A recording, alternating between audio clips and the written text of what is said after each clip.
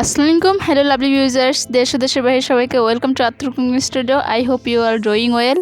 So ফার্স্টে আজকে নিয়ে এসেছি খুবই মজাদার একটা পিঠা বা স্ন্যাক্স বা নাস্তার রেসিপি, যেটাই বলতে পারেন খুবই মজার, স্পেশাল এবং খুবই হেলদি একটা রেসিপি। সো বাচ্চা থেকে বড় সবাই কম বেশি খুবই পছন্দ করবে। আর পিঠা এমন একটা জিনিস, বাঙালিদের একটা ভালোবাসার একটা আরেকটা জায়গা। সো আজকে আমি এটা করছি সুজির খিরসা পিঠা, অনেকে বা সুজির পিঠাও বলে থাকে, বা অনেকে আবার সুজির ফুল পিঠাও বলে। এক এক দেশে এক এক রকম বলে। আমাদের এই পাশে সচরাচর খিরসা পিঠা বলে বা ফুল পিঠা বলে। সো আমি সেটাই বলছি। ফার্স্টে আমি এই জায়গায় নিয়ে নিচ্ছি 1 কাপ সুজি। এর জন্য জাস্ট 1 কাপ সুজি হলেই হবে।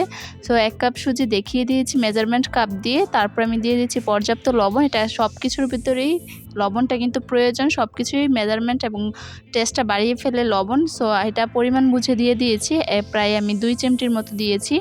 আর জাস্ট ফ্লেভারের জন্য দিয়েছি এলাচের গুঁড়া। আপনারা চাইলে এই জায়গায় এলাচের গুঁড়াটা স্কিপ করতে পারেন, যারা ফ্লেভারটা পছন্দ করেন না, কিন্তু এলাচের গুঁড়ার ফ্লেভারটা কিন্তু খুবই সুন্দর এসে থাকে। আর এলাচের গুঁড়া দিলে এটার খাবারটা আরও অ্যাথেন্টিস্ট এসে পড়ে। তারপরে আমি এই জায়গায় দিয়ে দিয়েছি পাউডার দুধ। দুধটা দেওয়ার কারণে এটা আরও বেশি মজার করে ফেলে। সো আমি এই জায়গায় প্রায় দেখতেই পাচ্ছেন 1/3 কাপের মতো পাউডার দুধ দিয়েছি। এটা যে কোনো ধরনের ব্র্যান্ডের দিতে পারেন। আর আপনারা যদি চান যে পাউডার দুধ কীভাবে ঘরে তৈরি করা যায় সেই রেসিপিটা পেতে, তাহলে আমার কমেন্ট বক্সে জানাবেন, ইনশাল্লাহ আমি দেওয়ার ট্রাই করব। ভিডিওতে বা ভয়েস যদি কোনো ধরনের ভুল ত্রুটি পান তাহলে অবশ্যই ক্ষমার দৃষ্টিতে দেখবেন। সো আমি একটা কথা বলতেই ভুলে গিয়েছি, যেভাবে এটা করবেন চুলার আঁচটা অবশ্যই মিডিয়াম টু লোই থাকবে। আর সুজিটা ভেজে নিয়ে তারপরে কিন্তু এলাচির গুঁড়া, তারপরে লবণ দিয়ে নেবেন। তারপরে এটা দেওয়ার পর কিছুক্ষণ ভেজে তারপরে আবার দিয়ে নেবেন গুঁড়া দুধটা। আর এই জায়গায় আমি লিকুইড দুধ দিয়ে করে নিয়েছি ডোটা। অবশ্যই যে রুটি করার যে কাইটা হয় ঠিক সেরকম হয়ে থাকবে, মাখো মাখো। সো আমি এই জায়গায় প্রায় 1 কাপ সুজির জন্য আমার 1 কাপ লিকুইড দুধ লেগেছে। ভিডিওতে যদি কোনো ধরনের ব্যাকগ্রাউন্ড নয়েজ আসে তার জন্য অসংখ্য দুঃখিত, যেহেতু আজকে ফ্রাইডের মধ্যে আমি ভয়েসটা দিচ্ছি। সো একটু মানিয়ে নেবেন। আর ভিডিওতে যদি অনেক দিন যাবত ইরেগুলার হচ্ছে, ভিডিও পরপর আসছে না, তার কারণ হচ্ছে আমার ভার্সিটির কারণে অনেকটা সময় আমার এখন স্টাডিতে টাইম দিতে হয়, যার জন্য আমি দিতে পারছি না। সো আপনারা একটু সাপোর্ট করবেন, তাহলে আমি প্রায় এক উইকেন্ড 7টা না দিতে পারি, তার হলেও 3 থেকে 4টা ভিডিও দেওয়ার ট্রাই করব, যদি আপনারা সাপোর্ট করেন। সো এটা আমার কিন্তু তৈরি হয়ে গেছে। এখন আমি যে রুটি বানানোর কাজ যেভাবে করি ঠিক সেভাবে করে দিচ্ছি। আর এই জায়গায় আমি ঘি দিয়ে দিচ্ছি। আমি এই জায়গায় প্রায় 1 কাপের সুজির জন্য এই জায়গায় আমি 3 টেবিল চামচ ঘি দিয়েছি। আর ঘিটা দিয়ে খুব ভালোভাবে মথে নিচ্ছি। আর ঘিটা দেওয়ার কারণে কিন্তু এটার টেস্টটা আরও বেশি বেড়ে যায়। এই জায়গায় চাইলে আপনারা কুকিং অয়েলটা দিতে পারেন, যে কুকিং অয়েলটা ইউজ করেন। কিন্তু আমি বলে থাকি যেহেতু পিঠা একটু স্পেশাল হতেই হয়, সো তার জন্য আপনারা ঘিটা দিয়ে থাকবেন, তাহলে দেখবেন টেস্টটা আরও বেশি বেড়ে যায়। আর এই জায়গায় আমি দিয়ে দিচ্ছি চিনি গুঁড়া করে নেওয়া। আর চিনি জায়গায় আমি 1/2 কাপ ইউজ করেছি।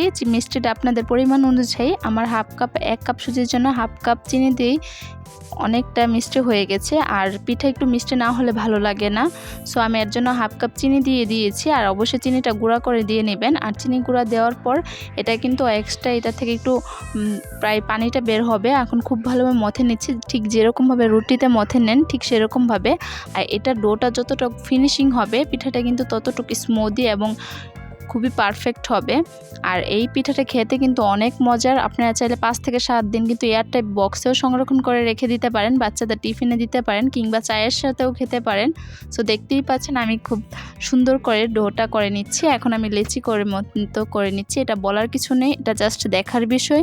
সো আপনারা দেখে এটা বুঝে নেন আমি ঠিক কীরকমভাবে করেছি। আর At-Tur কুকিং স্টুডিও মানেই হচ্ছে অল্প উপকরণে মজার রেসিপি ইজি ওয়েতে আপনাদের কাছে তুলে ধরার। সো আমি সবসময় ট্রাই করি আপনাদের কাছে কীভাবে যেটা ইজিভাবে একটা রেসিপি তৈরি করা যায়। সো আমি একটা চামিচ দিয়ে এটা প্রায় একটা ফুলের মতো শেপ দিয়ে দিচ্ছি। আপনারা চাইলে যেরকম শেপ দিতে পারেন। আর এখন একটু আমি আঙ্গুল দিয়ে খুব ভালোভাবে চেপটা করে নিচ্ছি মধ্যে। যে দেখতেই পাচ্ছেন কীরকম হয়েছে। আমি সবগুলো পরপর করে নিয়েছি। আমার 1 কাপের জন্য প্রায় 20 থেকে 25টা হয়েছে। সো আপনারা যদি বেশি করতে চান তাহলে অবশ্যই এই জায়গায় সব কিছুর পরিমাণটা বেশি হয়ে থাকবে। আর আপনাদের কাছে রিকোয়েস্ট রইল, ভিডিওটি দেখে সম্পূর্ণ একবার হলেও ট্রাই করে কমেন্টে জানাবেন। আশা করছি আমার ভিডিওর রেসিপি ফলো করে যদি করেন ইনশাল্লাহ নিরাশ হবেন না, কারণ আমি সবসময় ট্রাই করি আপনাদের মাঝে সব কিছুই পারফেক্টভাবে তুলে ধরার। সো আমি সেটাই সবসময় করে আসছি। সো আপনারা প্লিজ আমাকে একটু সাপোর্ট করবেন। তো দেখতেই পাচ্ছেন আমি পরপর দিয়ে দিচ্ছি। আর যেহেতু আপনারাও আমার এখন একটা ফ্যামিলি, আপস অ্যান্ড ডাউন সব কিছু আপনাদের মাঝে আমি শেয়ার করে থাকি। আর যারা আমার ভিডিওগুলো দেখতে ভালো লাগে না তাদেরকে বলবো ইগনোর মাই ভিডিও, কিন্তু কমেন্টে এসে আজাইরা না করলেই পারেন, কারণ এতে মানুষের খুবই কষ্ট হয়ে থাকে। কারণ সবাই তো সব কিছু করে ওঠা সম্ভব হয়ে থাকে না, আস্তে আস্তে সবাই সব কিছু শিখে নেয়। মানুষ তো একদিনে আর সব কিছু শিখে ফেলতে পারে না। সো আমি দেখতেই পাচ্ছেন, অবশ্যই কিন্তু এটা ডুবো তেলে ভাজতে যাবেন, আর চুলার আঁচটা মিডিয়াম টু লো হিটে থাকবে, কারণ পিঠা জাতীয় জিনিস ডুবো তেলে না ভাজলে কিন্তু ভালো লাগে না।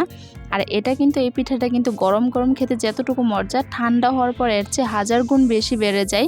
বাচ্চারা কিন্তু চাইলে আপনার বেকারের যে বিস্কিটগুলো আছে ঠিক সেরকমও লাগবে খেতে। সো এখন বাচ্চারা যদি বিস্কিট খেতে চায়, বাসায় হেলদি উপায়ে তৈরি করে নিতে পারেন এই পিঠাগুলো, আর খেতেও কিন্তু খুবই মজার হয়ে থাকে। আর চার সাথে তো কোনো কথাই নেই, খুবই পারফেক্টভাবে জমে যাবে। আমি আপনাদের কাছে বয়সটা দিতে চাই, আমার আবার খেতে ইচ্ছে হচ্ছে। আমার ফ্যামিলিতে কিন্তু আমি প্রায়ই এটা তৈরি করে থাকি। আমার আম্মুও যখন সচরাচর সময় থাকে সবসময় ট্রাই করে এটা তৈরি করার। সো আজকে আমি তার জন্য আপনাদের মাঝে আমি রেসিপিটা শেয়ার করে দিলাম। যতটুকু সম্ভব আমি ইজি ওয়েতে কিভাবে তৈরি করতে হবে খিরসা পিঠাটা আমি সব কিছুই দেখিয়ে দিয়েছি, এবং যতটুকু মেজারমেন্ট আছে সেটা বলে দিয়েছি। আর অনেকে কাপের মান বুঝেন না, সেক্ষেত্রে আমি বলে দেবো, এই যে আমি 250 গ্রাম সুজি নিয়েছি আর 250 গ্রামের মতো দুধ দিয়েছি। অবশ্যই তরল দুধ দিয়ে নেবেন, আর আপনারা তরল দুধের পরিবর্তে পানি দিয়েও ডোটা করে নিতে পারেন, সেক্ষেত্রে টেস্ট একটু ভিন্ন আসবে। আর যেহেতু পিঠা একটু স্পেশালভাবে তৈরি করাই আমি প্রেফার করি। সো দেখতেই পাচ্ছেন আমার এটা কিন্তু ব্রাউনিশ হয়েছে, আর সবগুলো ভাজার পর ফাইনাল লুক কত ইয়ামি হয়েছে। আজকে এতটুকু বিদায় নিচ্ছি, সবাই আমার ফ্যামিলির জন্য দোয়া করবেন। আল্লাহ হাফেজ।